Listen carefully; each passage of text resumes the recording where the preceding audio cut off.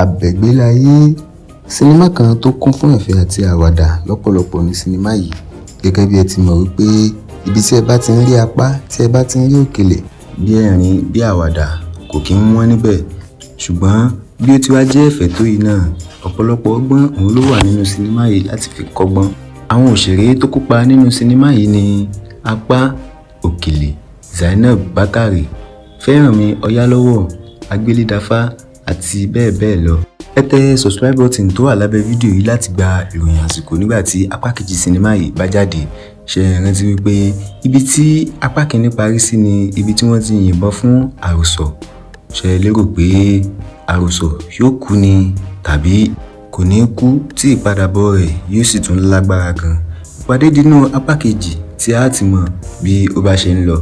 Kò ní jù báyìí lọ fún sinimá yìí. Ẹ̀yin tí ẹ bá ti wò tẹ́lẹ̀, ẹ gbìyànjú kí ẹ̀yin náà wò, nítorí wípé apá kejì rẹ̀ tí ń bọ̀ lọ́nà yìí ó tún le ju apá kìíní lọ.